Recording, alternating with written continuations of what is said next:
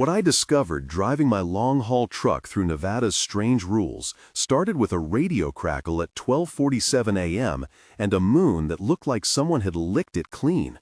I was on US 6, mile markers ticking off gray under the glow of my Peterbilt's dash, the same road my granddad and his dad drove before him. Fourth-generation Nevadan, that's what I tell folks when they ask. You learn to trust the mileposts the way some folks trust God or a mortgage. Steady, immovable, a rhythm you can set your watch to. I was running light that night, no trailer, a deadhead back toward Ellie. The engine hummed in that pleasant, predictable way big diesels do when they're happy. Channel 19 is where truckers hang out. It's where you check traffic, swap coffee stop intel, throw a holler if you need help. My handle was simple, Urquiaga. My radio sat on the dash like an old friend. I had my routine. Blink the marker at every 10th mile, log the time, nod into the mic for a quick "what's your handle" with nearby cabs. You're alone on US 6, but you're never really alone if you know the code. The crackle came like a match strike. Voice on 19. Breaker 19, corridor at marker 62. Pull to reflector, do not exit. Close your eyes if it comes over. Short, sharp, the kind of direct anybody on this stretch would parse right away. Thing is, I had been down this corridor a dozen times. I'd heard trucker legend, stories of whiteouts, of weird lights on odd nights, but nothing that matched the calm, practiced way that voice spoke. It wasn't a joke. It wasn't the jokers that run interference sometimes. The cadence was clipped, like somebody repeating a list somebody else had given them. A professional warning. My hands tightened on the wheel. Another voice jumped on, rougher, older. No pull, keep rolling. Headlight pattern on US 6 is clear, don't dilly-dally. Someone else came in behind that, a younger voice, almost panicked. Don't listen, reflector only. You'll get taken if you stay in lane. Breaker 19, pull now, pull now. Conflicting commands on channel 19 is like getting red and green lights at the same time. You freeze. Your training kicks in. In my world, rules are safety. If your rules conflict, you follow the one that keeps you alive. I killed the cruise, pulled the rig right, and eased off to the wide shoulder at marker 62. I could see the faint strip of reflector posts ahead, those little metal teeth that mark the shoulder in the desert. I idled, engine ticking softly, CB warm in my hand. The desert around me looked almost domestic. Sagebrush folded into low hills, a sky that seemed thick enough to pluck a finger through. If you want to hear the raw CB audio and see the documents I mention, check the description, I said into the mic, because this is the only way we keep each other honest. Then I set my dash light low and walked toward the old call box. It was there, half buried in the sand and rusted at the hinge like it had been tucked away and forgotten on purpose. The metal box door gave under my palm with a sound like a sigh. Inside, between a stale brochure and a corroded coin, was a laminated card. 6 lines printed clean. The lamination browned at the edges, held together by a plastic grommet and a safety pin.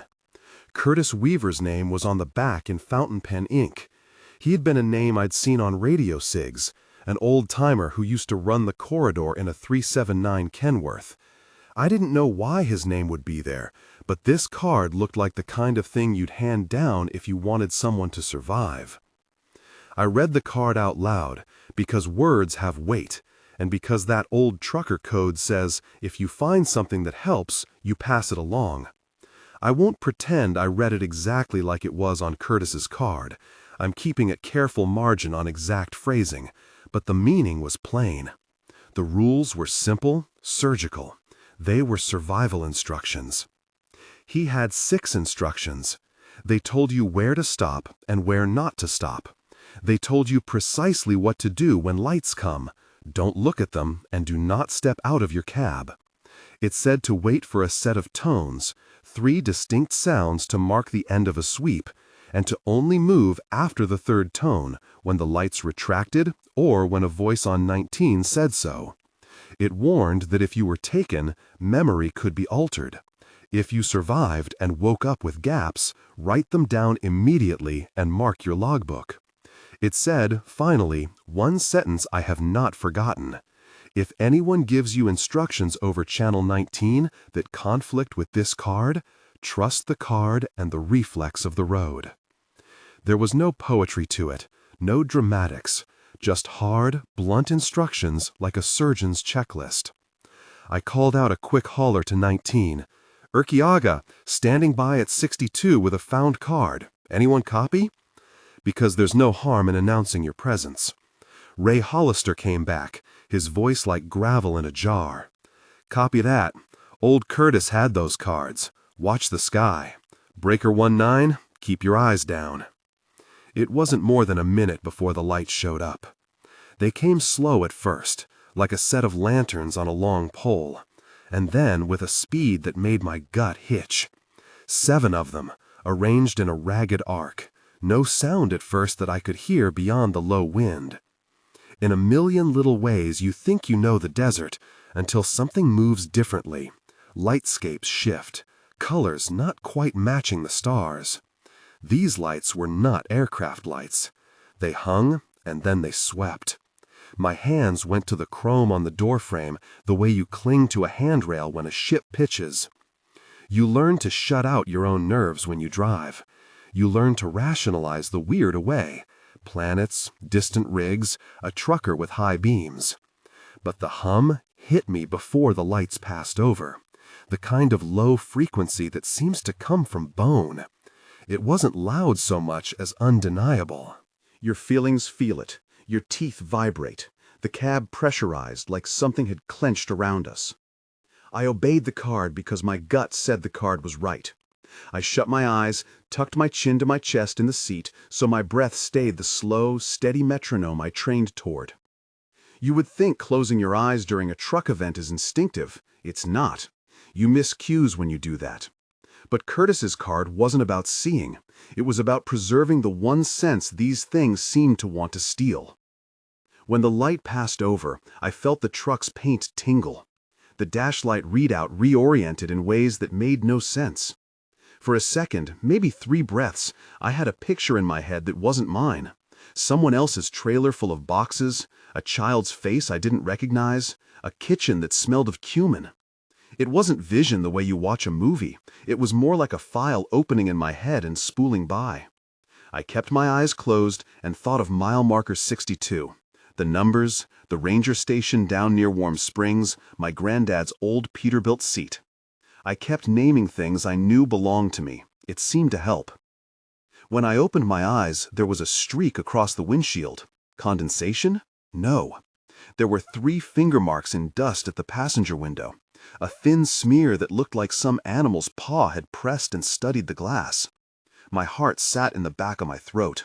I reached for the mic before thought had time to give permission to speak. Reconstructed CB transcript, first sweep, I said into the record later when I started typing this all up for the paper and for Elena. I'm marking this as reconstructed because memory after an event like that can be slippery. But this was what I recall as close as I can get it. Breaker 19, breaker. Lights, 7, pull at reflector. Do not exit. Close eyes. A voice like the wind over metal. Then another voice, clipped. Keep rolling. Truck at 63 is clear. Watch your speed. Static. Then someone else. Signal, Unit 447. I saw it. I don't. The voice broke into a kind of static swallow and then silence. When I replayed the CB later, the red REC light was the thing that made me unable to put the radio back in its cradle.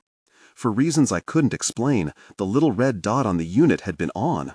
My hands had not touched the record function. But the red light burned like a cigarette ember there, proof that something beyond a shaky memory had happened. I had audio. That would be crucial. That would be why people took me seriously later.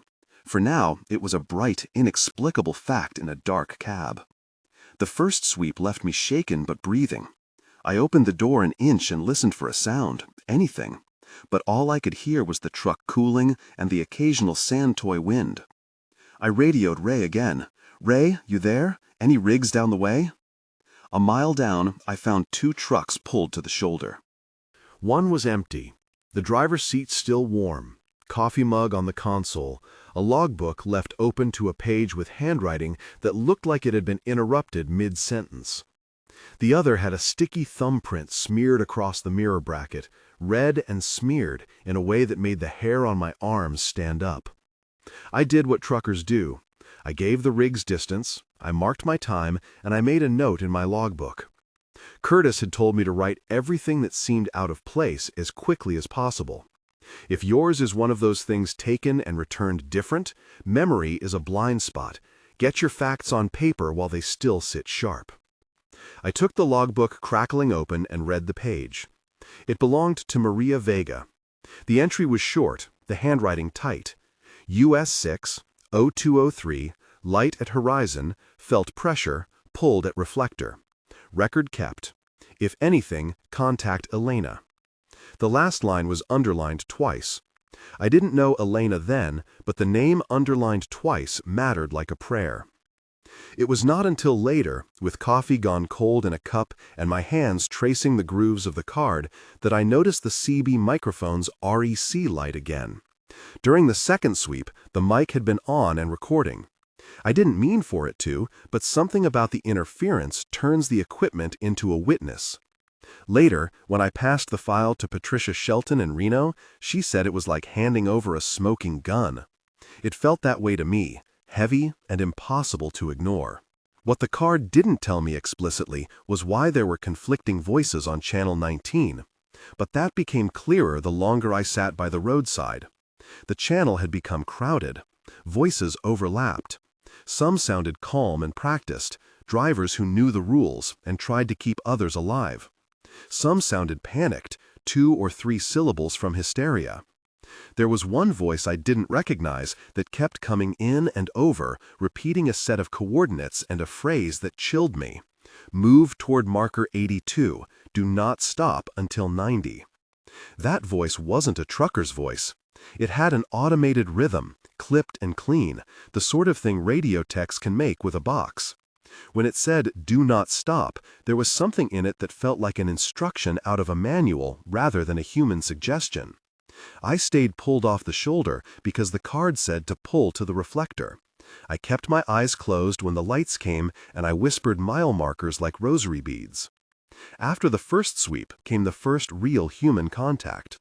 A figure came to my passenger window and knocked, very gently, 3 times. I almost wet myself. I told you earlier that the card said, "Do not exit." It didn't say you couldn't interact through glass. The figure was small, maybe a woman, pressed against the glass, pale in the truck's dashlights. Her hand left a print that matched in size the child's face image that had flashed in my head earlier. She mouthed words I couldn't catch, and when I leaned away, the voice on the radio cut through like an old friend. "Linda. It's Linda. Don't open. Close and lock. Eyes closed like Curtis said. Listen to me." Linda, that name came up and again over the weeks that followed. Linda Maria Orozco was one of the survivors who'd been found and who later helped create the network of drivers who kept those laminated cards moving from hand to hand. That night, she was a voice through glass and a whisper over the radio. She told me not to look. "They like to see you," she said. "They take it if they see your face. Make them count you by the truck. Don't make yourself a thing they can mark." I kept my window sealed. The figure at the window faded. The lights moved away. I typed the time into the little paper log I always kept in the glove box.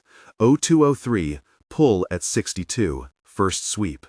I tucked the lamination card under the dash and slid back into the seat like someone wriggling into a life raft. The second sweep came in a different tempo. The lights were closer, almost at treetop level. They didn't fly, they skimmed in a way that made me think of a comb brushing a head of hair. The hum was stronger. This one pushed on the fleshy part behind my eyes, where memory nests. When the sweep passed, I had a taste in my mouth like pennies. I could not focus on the road signs for a little while. My hands had little tremors in them that I couldn't shake. Between sweeps, the radio was a mess of static and advice. Ray, who'd been with me on and off since before we both married and divorced other people's lives, kept it all in a low, steady voice. Keep markers, he said. Don't trust the automated ones, they tip you. If you have to, fall back to the reflector, mark your spot. Don't follow a voice that gives you a range to run. I learned then that the cards weren't just a piece of advice. They were a form of discipline, like the rules sailors mutter to keep from running into reefs. Close eyes when overhead. Do not exit. Wait for 3 tones and a human voice. They were small acts of defiance against whatever it was that liked to take things in the night. After the second sweep came an odd find. A CB handset lying in the dirt, its cord chewed and frayed. The transmitter's red REC was off, but the hand mic had one of those old adhesive notes stuck to it, where someone had scrawled Unit 447. Unit 447 was a handle I had heard before. Later, I would learn it belonged to a driver who disappeared mid-run. Right then, it was a name on a piece of plastic in the dirt, a human thing left behind like a breadcrumb. I took photographs with my phone because that's what you do now. Images are currency. I photographed the lamination card, the logbook with the underlined name, the thumbprint on the mirror bracket. The camera rendered things more sterile than they were. When you look at the image later, the tremor of your hands doesn't show in the pixels. You can airbrush terror into still life, but you can't keep the memory from wobbling when you try to play it back in your head. As the second sweep receded, someone on 19 finally put a handle to the voice I'd been hearing. "Breaker, this is Ray Hollister. Urquiaga, are you good? Are you moving?" Ray's voice was steadier than he probably felt. "I've got 2 trucks off Main. I found a logbook with Maria's name. We need to keep lists, names, times, what the driver says. If anyone's got contact info for families, pass it. Keep radios on record if you can." We did what truckers always do when something strange happens. We organized. Names matter out here, so do numbers. The log becomes holy in a way I've felt only once before, the night I watched a man pull a kid from a rollover on I-80. We make lists so the dead won't be reduced to anecdotes in a diner line. Curtis's card asks us to write as much as we could, as soon as we could. That is the moment something strange and, to me, impossible happened. My CB had recorded not just the static and overlapping voices, but a second track beneath everything, a tone sequence, like a distant bell, and then a voice that wasn't human in any ordinary sense. It didn't speak English the way we speak it. It articulated syllables that matched no accent I'd heard. But underneath the odd cadence was a phrase repeated: collect and return. The voice was careful, as if reading from a checklist. I stopped breathing. Later, Patricia would run this audio through a forensics lab and tell me what the spectrogram looked like. Layered harmonics and a band that shouldn't be there on a civilian radio. Back then, in the dark, with my breath fogging the cab glass and the lights long gone, I only had the red REC light and the knowledge that my radio had captured something that my mind could not make sense of. I drove away after the second sweep, because the card told me to wait for the third tone and a human instruction to proceed, and because the road does not provide safe harbors in Nevada at 2 in the morning. I drove to the next town with the lamination card in my jacket and Maria Vega's logbook on the passenger seat. I cleaned and stacked the photos. I called in the find over the CB, because what you do with a find like that is tell someone, always tell someone. I didn't sleep much that night. Sleep was a loose, shaky thing. When dawn came, it painted the hills in weak watercolor, and my cab smelled like old coffee and dust. I pulled off at a TA, found a booth with a cup of coffee that tasted like a promise, and did what Curtis's card urged me to do next. I started making contact lists. Names, phone numbers, handles. Linda, Curtis, Ross, Ray, Unit 447. These names began to become a map. That morning, between sips and cigarette ash, I phoned a number I found in the logbook, Elena Vega. When she picked up, she sounded like someone who'd been holding her breath for a very long time. We talked for an hour, her voice barely holding in the way the desert holds rain. She said Maria had gone out that week and was due home. She said she had a sense that if anything had happened, somebody would know. I told her what I had, and I promised to come back with the recordings. I didn't know then that promising would be the first bend in a road that would take me into interviews, court filings, a man named Dr. Ashby who would later leak documents, and a press conference that would break things in a way I couldn't have expected. I only knew then that a laminated card, a call box, and a red light on a CB had given me a place to start. It felt like an arrangement of ordinary pieces that, when placed right, made a map to something ugly and secret. By the time I left the TA, the picture had sharpened into a pattern. Missing drivers, a set of rules kept by those who'd been lucky, strange lights that swept in 3 passes, and a community keeping watch on Channel 19. I still had no proof that anyone had been taken. All I had were the physical remnants, Maria's logbook, the smear of red on a mirror bracket, the lamination card stamped with a name, and the recording with the red wreck that had captured something no one could readily explain. I filed the audio away on a thumb drive and put the drive into the inner pocket of my coat. The desert lay flat and bright as an unfolded map. I drove back to the corridor because one of the odd things I learned in that week is that once you know where the problem is, you can't look away. You go back because the road is a community and because you owe it to whoever the road has touched. When I hit mile marker 82, I found the Kenworth. Its hood was open like an invitation, the driver's seat empty, the paperwork scattered. Someone had taken the license plate and left the keys. The CB in that truck had been on, and, when Patricia ran the audio later, it matched a voice on my recording. The more pieces I found, the more it felt less like an accident and more like a system. I sat on the tailgate and thought of the card under my jacket. I read through the lines again, out loud, like a prayer.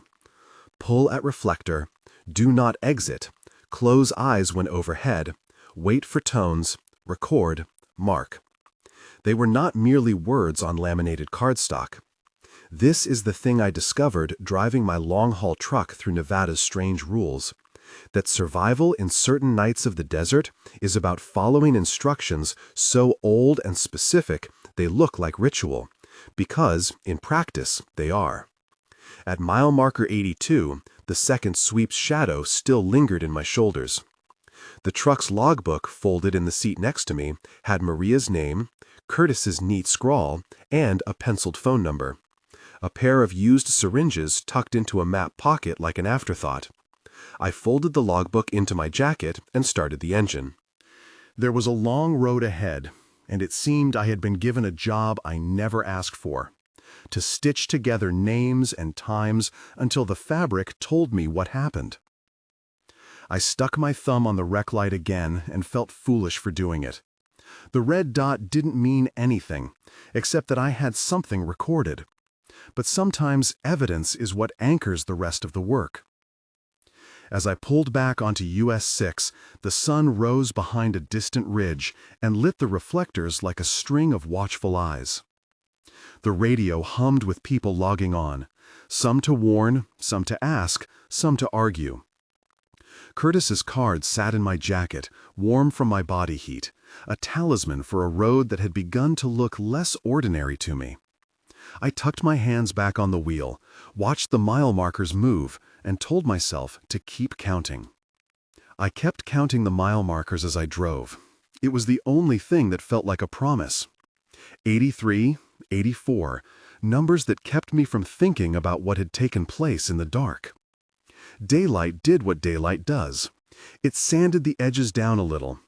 But the card was in my jacket, and Maria Vega's logbook was on the seat, and the rec light on my thumb drive seemed to pulse under my palm, like a heartbeat that belonged to someone else.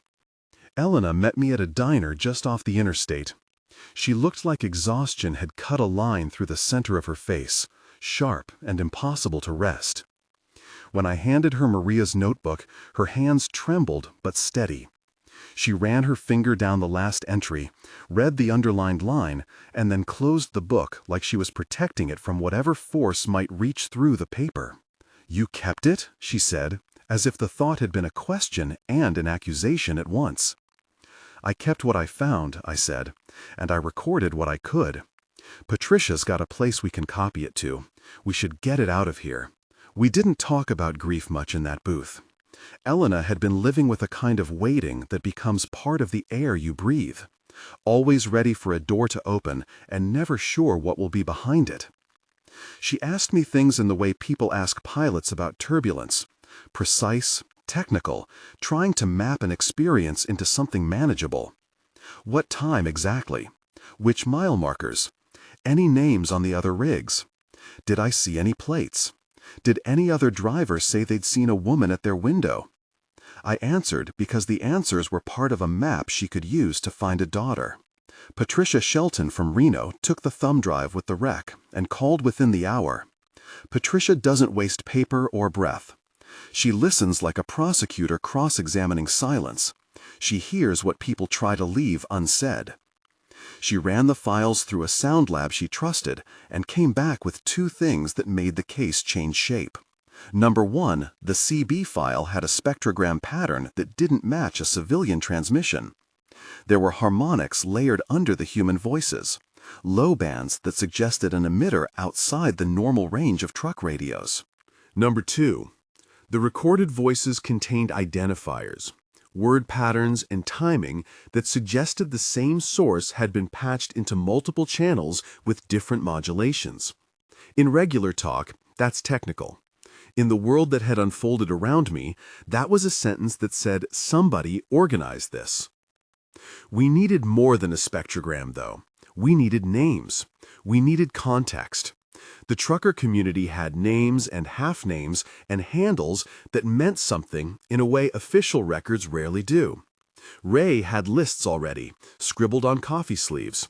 Curtis Weaver, Linda Maria Orozco, Tommy Perriger, Unit 447, Ross, a handle, Kenworth 79, who'd gone silent midnight. We drove those names into conversations with dispatchers and DOT clerks and anyone who would take a call. Frank Goyo, retired highway patrol, backbone like old chain link, met us roadside under a sun that couldn't be bothered to hurry. He'd driven the corridor for years. He'd heard the rumors and thought they were the kind that come out of boredom and too much night. But when Patricia handed him the CD with the wreck, his face didn't say skepticism. It said recognition. This voice, he said after the lab had shown him the pattern, I've heard that modulation on a scanner before. Not the local towers. Something patched through a repeater disguised like a dispatcher. Whoever is driving that frequency is covering their tracks. Frank had ways of moving an investigation that made legal process feel like paperwork surrounding a fire. He put us in touch with a man who used to work as a contractor on airborne platforms, Dr. Howard Ashby. Dr. Ashby had contacts, and, importantly, he had a conscience that a paycheck couldn't quiet.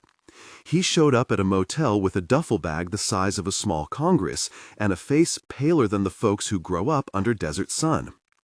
Dr. Ashby would eventually call himself a whistleblower. At first, he called himself a civilian contractor who'd done work for a group that tested new sensor arrays and experimental retrieval modules. He didn't use neat words like collectors at first. He used jargon and acronyms. Later, when he sat with Patricia and a mic pointed at him, and when he handed over documents that smelled like fresh ink and old lies, the pattern of language shifted, and the people listening could see it for what it was. Think of it, he said, when he spoke carefully to us in a motel room lit like a confession booth, as a retrieval system tied to airborne assets. They test behavior. They collect specimens. The pilots call it a sweep pattern. The suits below call it asset recovery. The math is cold. The human cost isn't a line item. He brought leaked memos with him, some of which Patricia published under embargo, and they had the edges of something bureaucratic trying to be honest without saying what it really did. They referenced operational trials, anonymized subject IDs, and staging facilities south of Warm Springs where personnel and recovered items were processed. We could not confirm the facility's precise address through publicly available records, and I made sure Elena and the families knew to be cautious about what we claimed publicly. But Dr. Ashby had enough to make a reasonable person ask more questions. We filed FOIA requests. Patricia filed them as a reporter.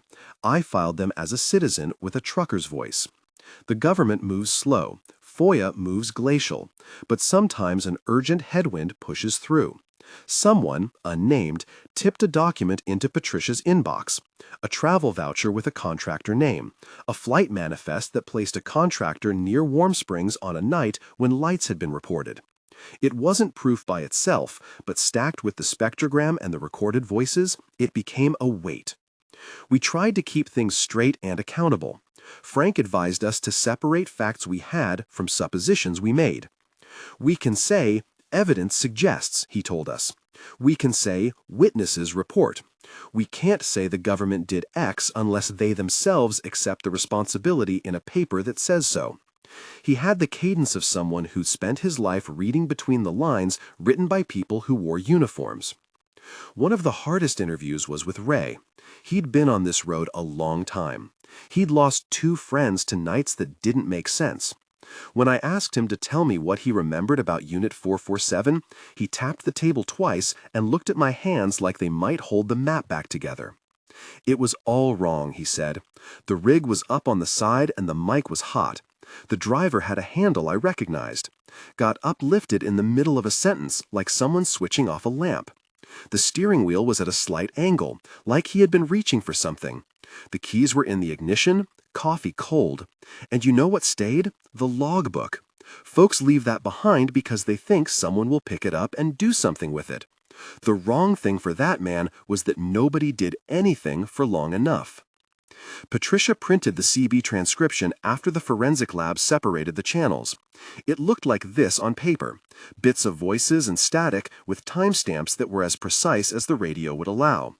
I keep the original copy folded in my glove box because sometimes I still go back to it and read it aloud when the night is quiet and the rig threads out of town. Reconstructed transcript, length reduced for audio clarity. 020311, voice A, neutral, clipped. Breaker 19, corridor marker 62, pull to reflector, do not exit, close your eyes if overhead. 020326, voice B, insistent, keep moving, headlights clear, don't pull, it's a trap. Unit 447 saw movement, sweep started. Unit 447 saw movement, sweep started.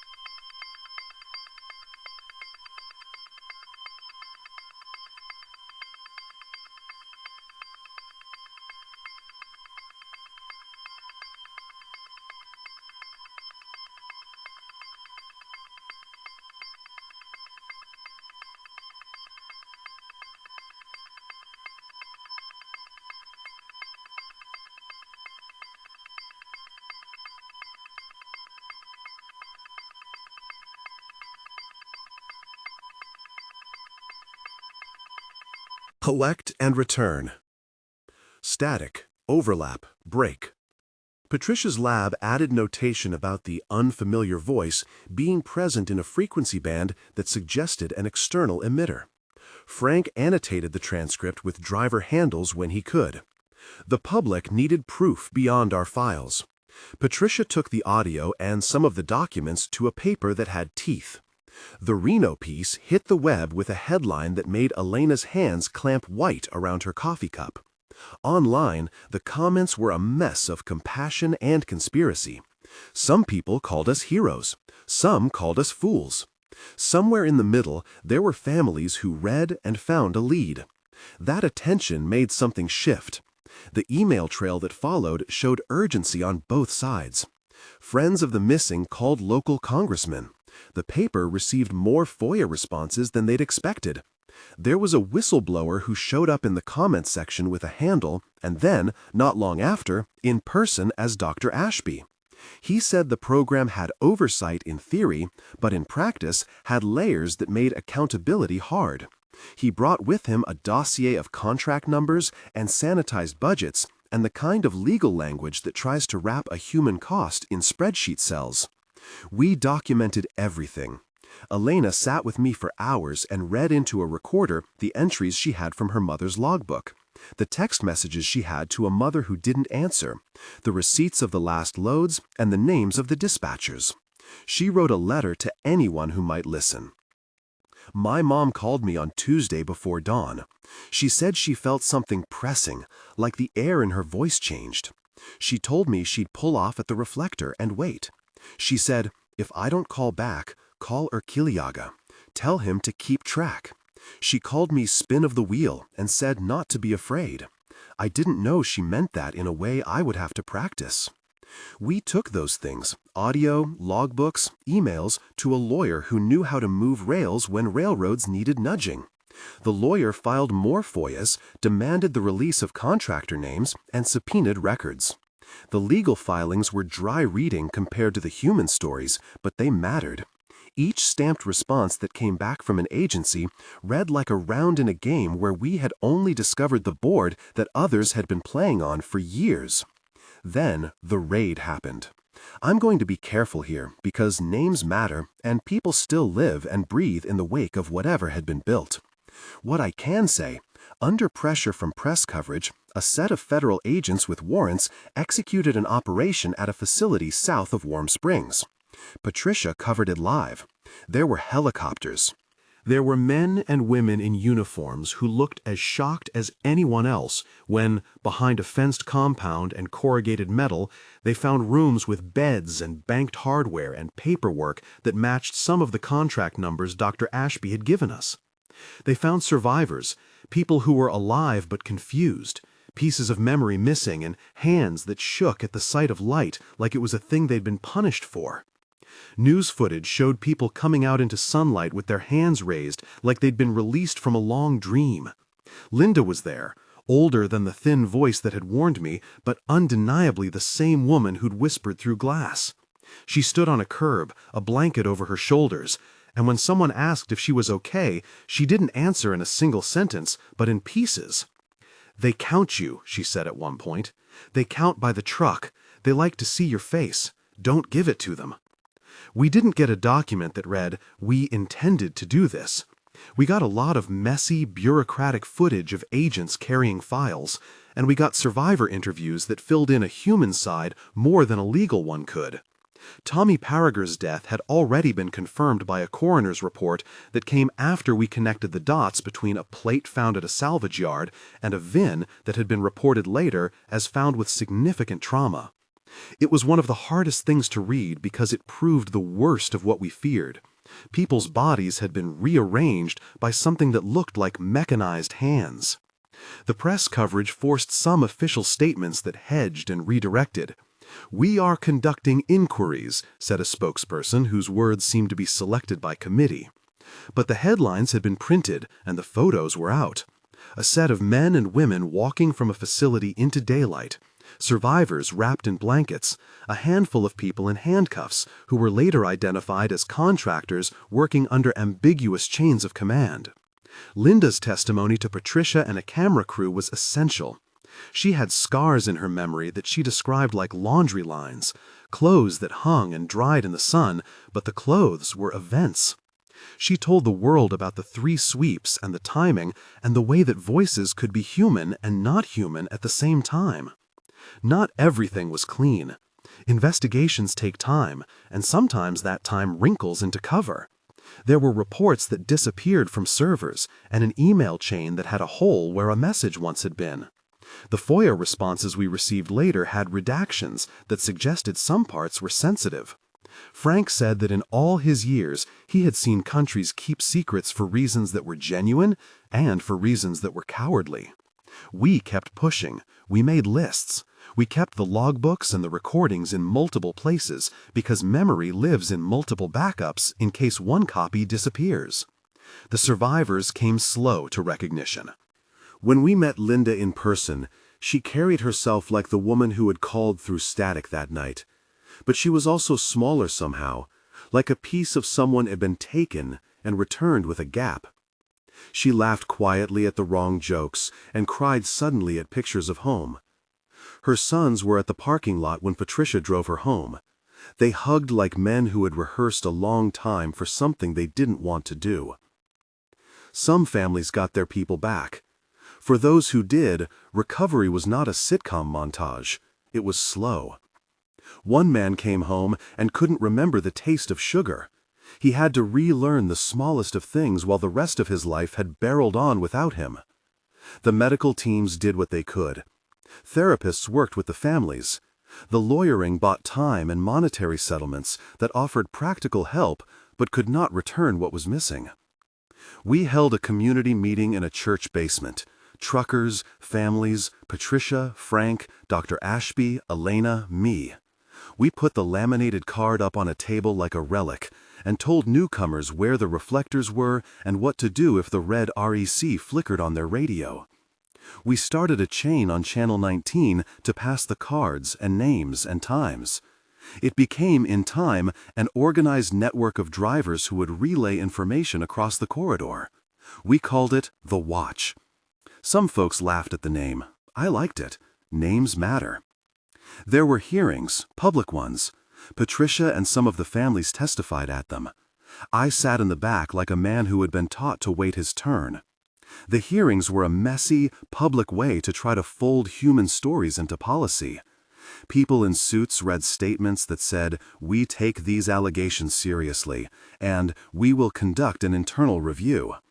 Survivors and families read the testimonies that weren't designed to soothe. Dr. Ashby provided documents while under subpoena. He spoke about the contractors and the oddity of language and budgets that described behavioral trials and asset recovery. He did not claim to know everything. He said enough to make people who had never thought about lab spectrograms stare at the ceiling and see the pattern of a voice repeated. There was a raid, like a line in a police procedural, but it mattered because it brought people into sunlight. It mattered because the recovery of survivors forced a public response. It mattered because there were names to feed into the system, and because we had the recordings to anchor the story so it didn't drift into rumor. Yet even with that, some things didn't resolve. Some of the bodies were never found. Unit 447 remained a handle in the ether for a long time. There were other nights after hours, other flash reports of lights, other whisper calls on Channel 19. The watch stayed active. People posted coordinates and warned each other. The laminated cards moved from hand to hand like heirlooms. People asked me, in ways that felt more like a test than curiosity, did the machine stop? Did the program end? I don't have neat answers. There were arrests, contracts canceled, people fired or retired. But there were also redactions in documents, budgets that shifted units, contractors that resurfaced under new names. The world is rarely clean. What we had done was peel back a layer. There may be others. Some nights, when I'm on US 6 and the cab is a tank of warm air around me, I think about the ethics of exposure. We had a choice when the recordings and the logbooks started piling up. Keep quiet and carry the knowledge like a talisman, or hand it over and let the public judge. The families pushed. They wanted answers. They wanted accountability. I wanted it too, but I also worried. Exposing things invites attention. It brings agencies and lawyers and sometimes retribution. We chose to be loud because the cards were too specific to be folklore, and because someone had to be loud enough for the truth to be inconvenient. There were difficult moments. Phone calls at odd hours from men who wanted to make sure we understood the legal consequences of publishing sensitive materials, and emails that suggested a friendly caution. We kept everything above board. Patricia made sure of that. She had a newsroom behind her and lawyers who read our wording like barbed wire. We used words like alleged and, according to recordings, the way a seasoned driver uses brake and throttle. Precision slows you down, but it saves your life. Elena eventually met with the families, whose IDs matched logbook entries. She sat with them and read the entries aloud. Their faces rearranged into grief and then into a kind of organizing fury. They began to call for oversight committees and safer channels on the radio.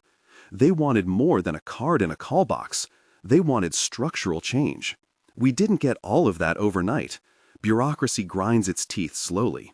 But the network of truckers changed how we drove. People started to carry a copy of Curtis's card folded into their wallets. New drivers learned to watch the reflectors.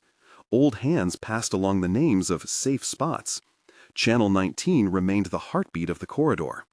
Years on, some of the survivors wrote testimonies that read like someone trying to stitch a sweater with fingers that had forgotten the rhythm. Linda did a round of interviews and then vanished from the public eye again, choosing a life with a fence of privacy around it. Tommy's family held a memorial. Elena started an advocacy group to help families keep a legal trail, logbooks, screenshots, CB logs that could be subpoenaed. Patricia published a book that chronicled the investigation, a journalist's record of nights, red REC lights, and a community that refused to let go. I kept a copy of Curtis Weaver's card. I also kept a ring binder with photocopies of logbook pages, printed spectrograms, and a folder with photocopied email correspondences and a typed list of names and times. At home, my kids, when they come to visit, see me marking things on maps like a man rearranging his life into something that makes sense. They don't always ask what it means. It's enough sometimes that their old man sleeps at night. There were smaller victories that mattered. Some dispatch centers updated their protocols to include reflector pull as a suggested safety action. Some trucking companies warned drivers about the corridor in their morning briefs. The Watch got a small grant from a community fund and bought printed sets of laminated cards and placed them in call boxes along the corridor, distributed by drivers who made sure the cards didn't disappear. We held training nights at truck stops. We taught new drivers to count mile markers and to treat the sound of a hum like weather, a condition to check and respect. There are things I never saw with my own eyes, but learned from other people's records.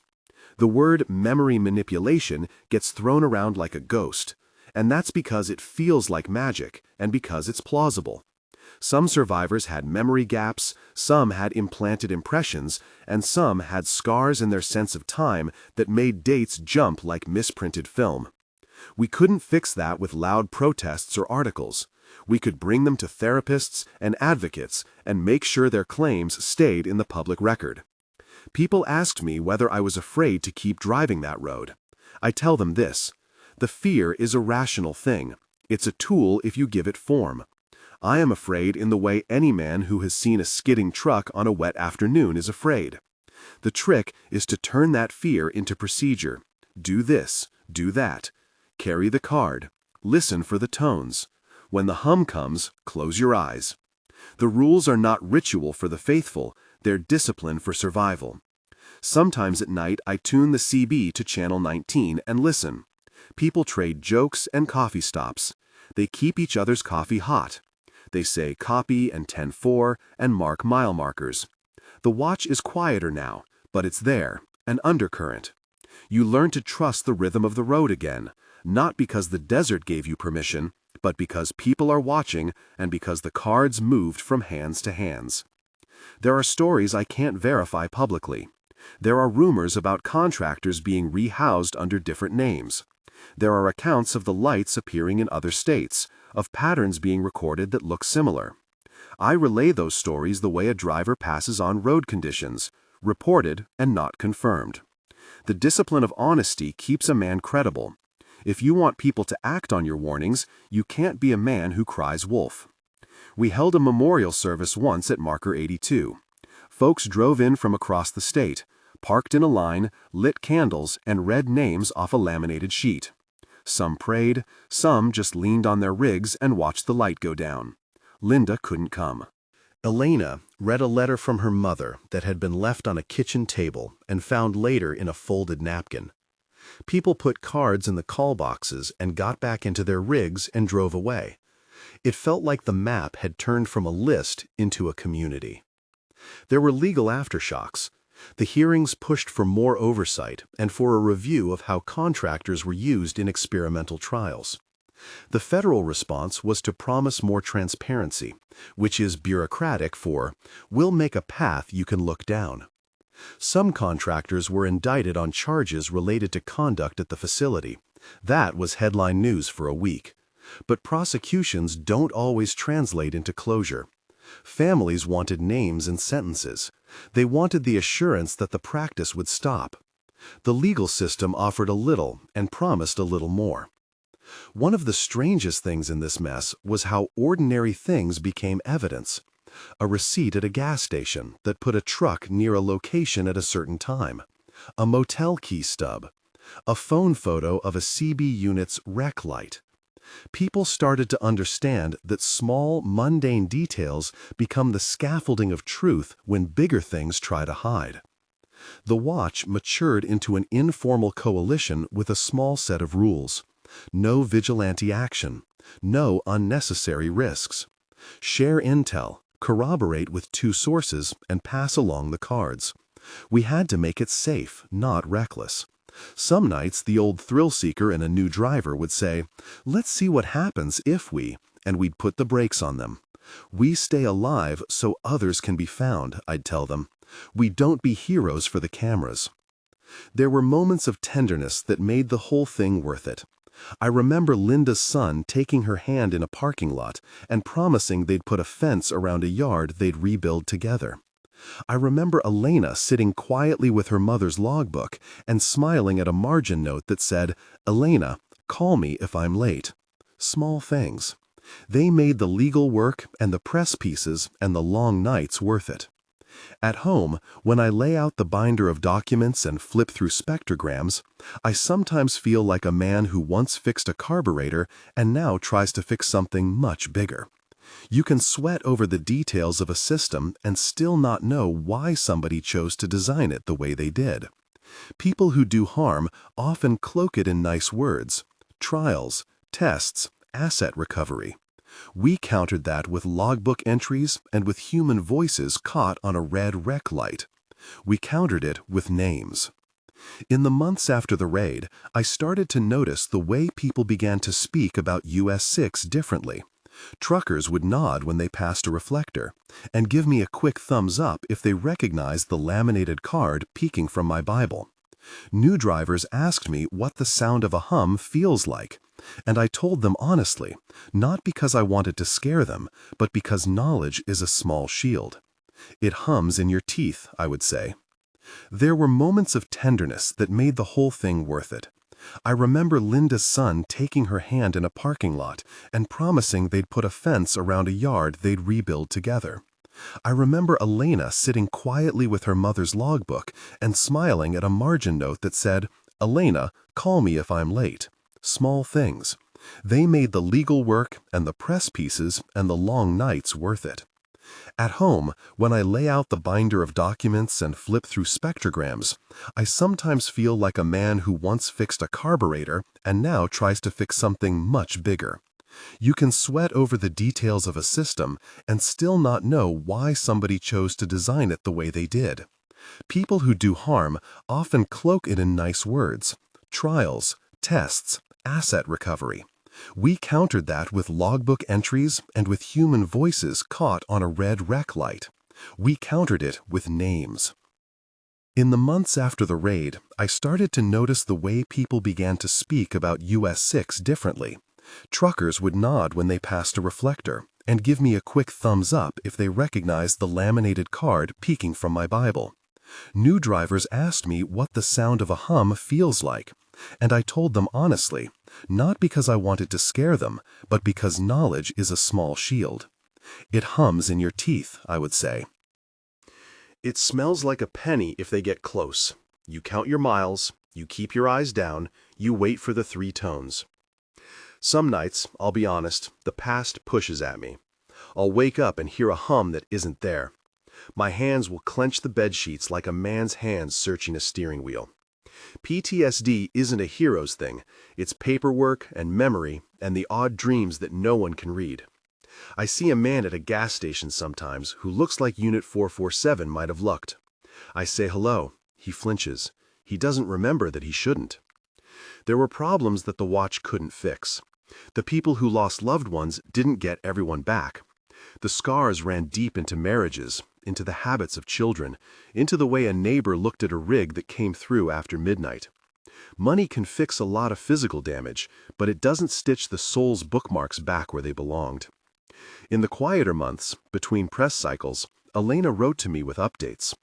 She started an online archive where people could upload a scanned log page or a recorded CB clip.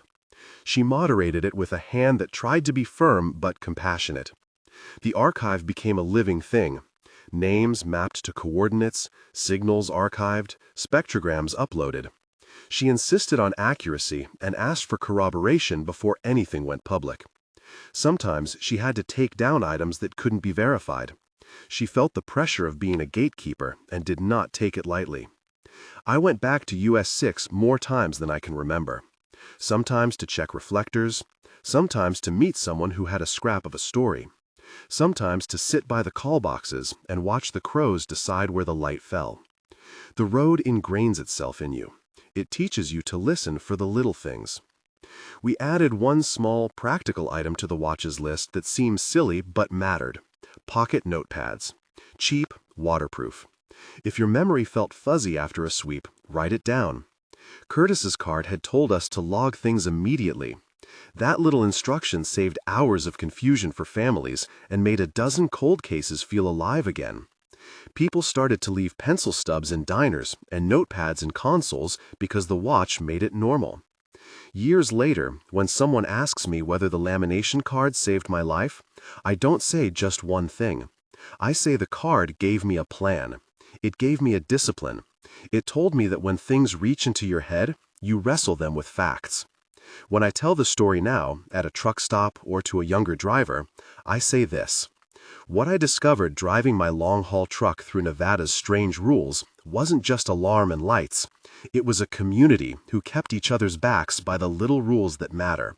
It was the fact that a red REC light and a coffee-stained logbook can be a lifeline. We still fold the cards. We still pass names along. The watch has rules that become second nature. Close your eyes when the lights pass. Do not exit your cab. Wait for 3 tones. If your radio records, save it. If you find someone who looks like they don't belong in the sunlight, help them find someone who can help. There are nights when I suspect the machines are gone.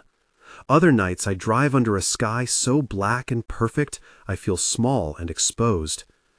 The desert has a way of making you feel seen and invisible at once. I drive more carefully now. I count the markers. I listen to Channel 19. I'm not naive. I don't think everything ends because a headline says so. I do think people learn the power of passing along the rules. The last thing I did before I started locking the binder into the glove box for a final time in this narrative was to sit in my cab and read through a set of emails Elena had sent me. Short notes to say thanks, small updates about therapy sessions, legal notices, and the occasional photo of a repaired porch or a child's baseball game. They felt like small lights in a world that had blotted out some of its own stars. I took my copy of the laminated card out one last time and smoothed the edges the way you smooth a child's hair. The rules had the same weight they always did, practical and blunt. I tucked it into the back pocket of my jacket like you tuck an old coin into a shoe. Keep it with you, I tell drivers. If you find one in a call box, leave it there and tell someone who will move it along. The cards are less about ritual and more about chains of human responsibility. So that's what I discovered driving my long-haul truck through Nevada's strange rules. A card, yes, with blunt instructions that read like a surgeon's checklist. A red REC light that turned memory into proof. A network of truckers who kept each other alive by passing knowledge hand to hand. A whistleblower who gave us documents that made a story stick.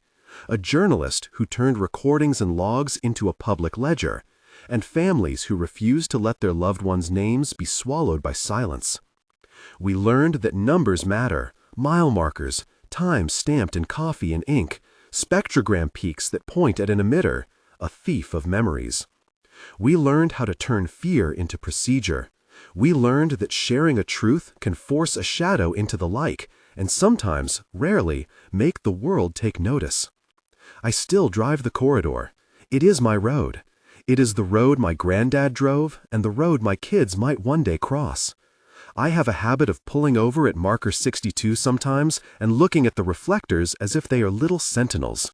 When the sun hits them just right, they glow like small coins. I tell myself the watch is still there. I tell myself the card is still doing its job. If you take anything from this story, let it be this. The rules are not a legend. They are a survival guide passed down by people who had scars to prove they knew the stakes. If you're ever out on a long road and the sky shifts in a way you've never seen, treat it like weather and treat your fellow drivers like kin. Keep your logbooks. Record when you can. Pass along what you find. There are endings and there are continuations. The official files may close and some headlines will fade, but the lamination cards live on in glove boxes and in the pockets of people who know this corridor. The watch is not a government agency, it's a community, and communities can be stubbornly stubborn in the best way. They keep each other honest. They keep each other alive. If this story means anything to you and you want more of the raw recordings and the documents I mentioned, you'll find links and the archived materials in the description below. Share them with anyone who drives those roads. Share them with anyone who needs to know that there are people out there watching the markers. Keep your eyes down. Count your miles. Keep the card close. Share the story and keep watch with us.